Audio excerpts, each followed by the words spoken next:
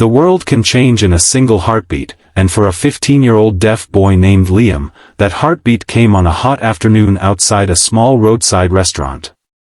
The sun blazed overhead, shadows trembling on the pavement, and Liam, wearing his worn blue hoodie and clutching a half-eaten burger, lay on the ground with tears streaking down his cheeks. His hearing aid had been knocked loose, his world was silent, but the cruelty wasn't. A group of boys stood around him laughing, pointing phones at his face, recording him like he was a joke rather than a human being. One of them knelt beside him with a smug grin, waving a microphone in his face as if mocking a silent interview. Liam's breath shook, his fingers trembling as he tried to hold on to his burger, not because he cared about it, but because he needed something, anything, to hold on to in that moment of humiliation. Just as the laughter grew louder, something else appeared in the distance, a soundless vibration Liam could feel through the ground even though he couldn't hear it. It was the distant rumble of motorcycles approaching, a wall of thunder rolling closer with every second. If you believe kindness still exists in this world and that second chances matter, please like this video, share it, comment below, and subscribe.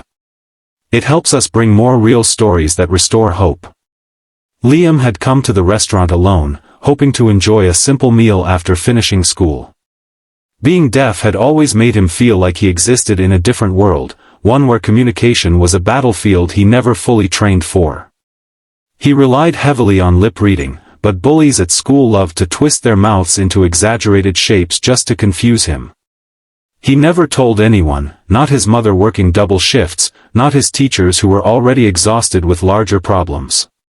He had learned to carry his pain quietly, like a second skin. But today was different.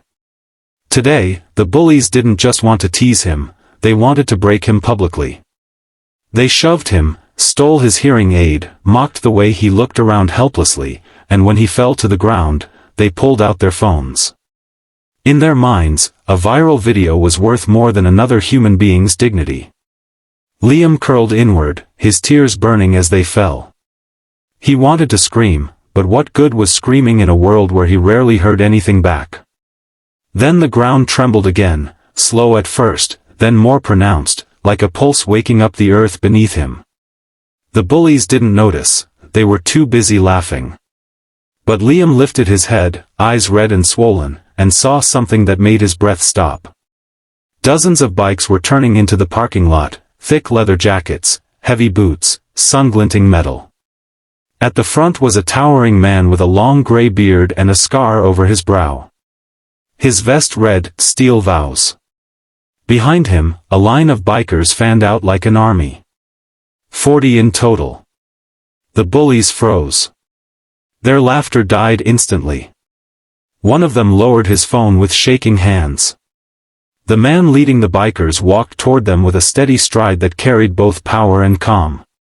Even though Liam couldn't hear him speak, the presence alone was enough to silence the entire street. The boys backed away, stumbling over each other, mumbling excuses before sprinting in different directions, their bravado instantly evaporating. When the bikers reached Liam, something unexpected happened. Instead of intimidation or anger, they offered gentleness. One of them knelt beside the trembling boy and picked up his hearing aid, wiping the dust off it with careful hands. Another placed a warm hand on his shoulder, grounding him back into the moment. Liam's tears fell freely now, not from fear, but from shock that someone, anyone, cared.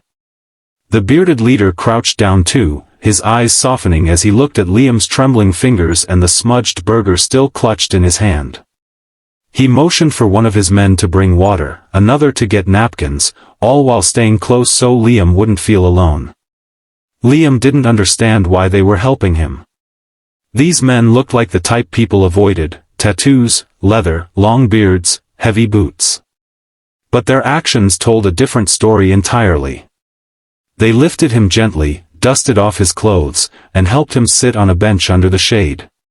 Someone handed him a new burger, still warm, and placed his hearing aid back behind his ear. The leader pointed to his own ears, then tapped his chest, then pointed at Liam, signing imperfectly but sincerely, "You're safe." The sign wasn't perfect, but the meaning was. As Liam's breathing steadied, the bikers formed a protective circle around him. Cars slowed down just to stare. The restaurant staff watched from behind the glass, touched and stunned. Liam realized something he hadn't felt in a long time: he wasn't invisible. He wasn't weak. He wasn't alone. A restaurant worker stepped outside nervously and explained that the bikers were known in the area for defending kids who were bullied or mistreated. They weren't a gang, they were a brotherhood built from tough pasts, men who had once been on the wrong side of life but had promised themselves they would never let another kid suffer the way they once did. They called themselves the Steel Vows because they vowed to protect. As the sun began to lower, painting the sky with soft orange hues, Liam felt something loosen in his chest. Something heavy lifted. The leader gave him a small patch from their group, a symbol of brotherhood, placing it gently into his palm. Liam held it tightly as if it were a lifeline. When the bikers finally prepared to leave, they didn't ride off immediately. They stayed until Liam had a safe ride home, watching from their motorcycles like guardians who refused to leave until the last shadow of fear had disappeared from his face. If this story touched your heart, please like the video, share it with someone who needs hope, and subscribe for more powerful real-life stories. Before we close, please comment below: kindness still exists.